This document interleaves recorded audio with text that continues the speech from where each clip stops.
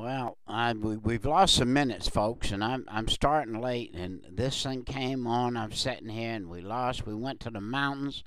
Now we came back, but we had been visiting chapter 3 of the book of John that gave us a good description of how God sent his son down and how that people didn't come to the light because their deeds would be reproved, and how Jesus told Nicodemus how to get saved, and that he was the Son of God and that he came and died on the cross for us. And now we're visiting chapter 4 today.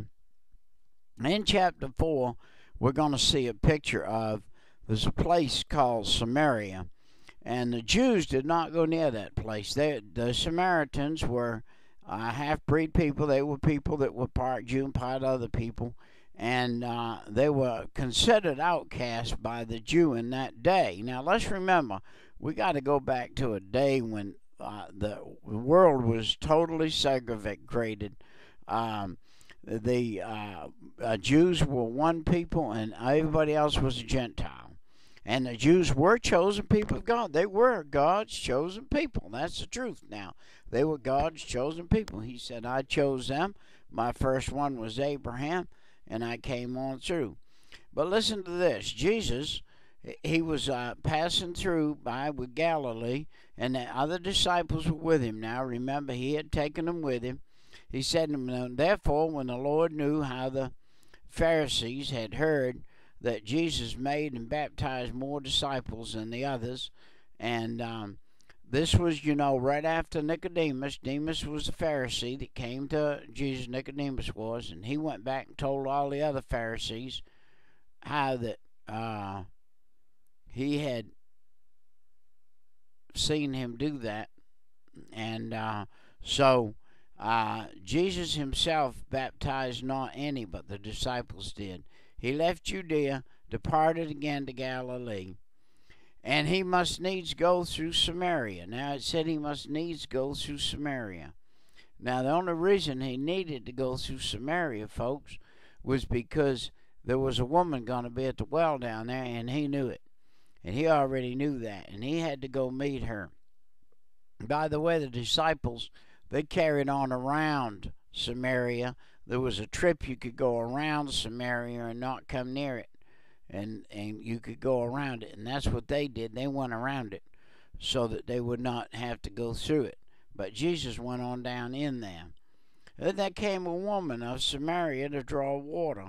And Jesus said unto her, give me to drink. Now he's standing by the well, and he's waiting on her to get there. And she gets there, and he said, now give me to drink. Then saith the woman, the Samaritan woman, unto him, how is it that thou, being a Jew, askest a drink of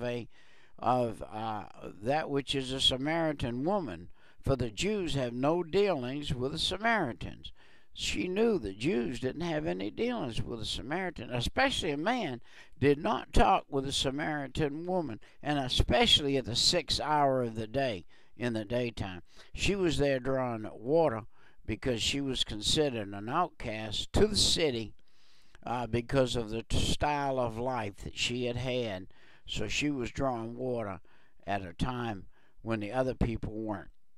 So Jesus answered and said unto her, if thou knewest the gift of God, and who it is that saith to thee, give me to drink, thou wouldest have asked him, and he would have given thee living water. He tells her right there in big sense of the word that he is Jesus. He is the one that could give the living water, and would give it if she would ask him. And so the woman saith unto him, Sir, thou hast nothing to draw with, and the well is deep. From whence can thou get this living water? Art thou greater than our father Jacob, which gave us the well, and drank thereof himself, and his children, and his cattle? They also drank from that well too. That was Jacob of the Old Testament. And Jesus answered and said unto her, Whosoever drinketh of this water shall thirst again. But whosoever drinketh of the water that I shall give him shall never thirst. But the water that I shall give him shall be to him a well of water springing up into everlasting life. By the way, everlasting life is what he told Nicodemus that he would get. John 3:16 says it's everlasting life we're going to get. And here's chapter 4 again, has Jesus saying again about it. And the woman saith unto him, Sir, give me this water, that I thirst, neither come hither to draw again. Jesus saith unto her, Go call thy husband, and come hither. Now he's asking her a question she's going to have to tell the truth about, or he's going to know it. It said, and the woman said to Jesus, he said, For thou hast had 5 husbands, and he whom thou hast now is not thy husband. And he said this truly. And the woman saith unto him, Sir, I perceive that thou art a prophet.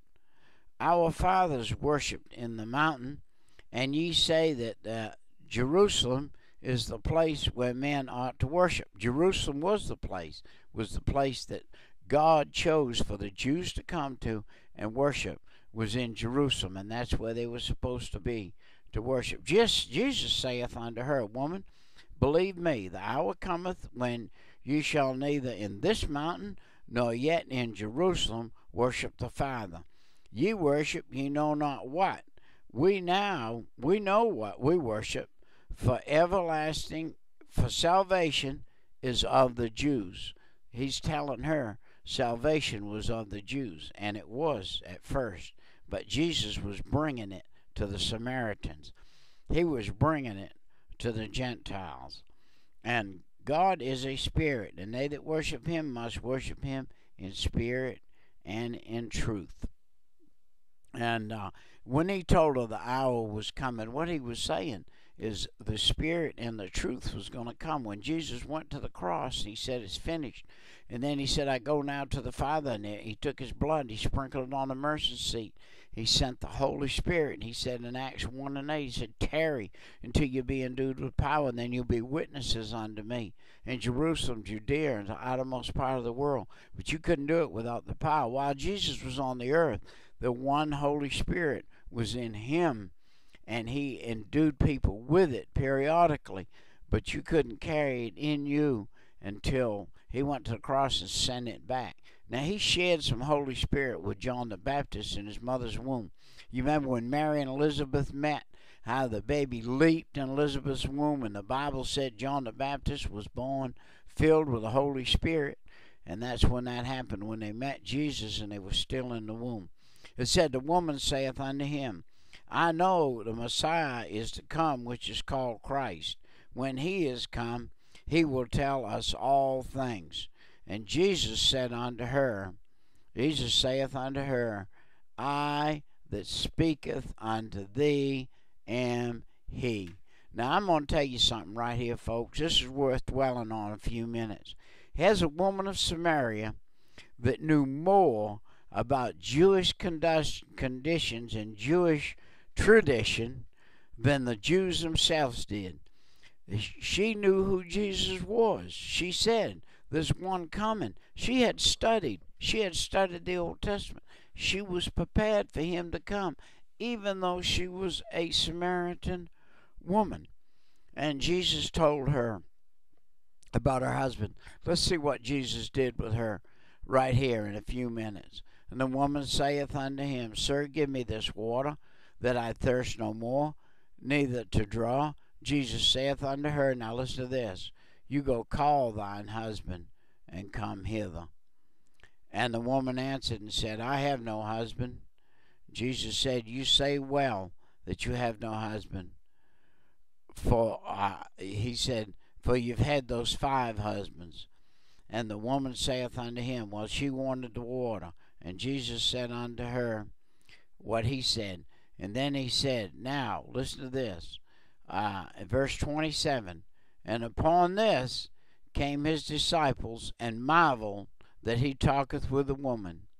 Yet no man saith, What seekest thou, or why talkest thou with her?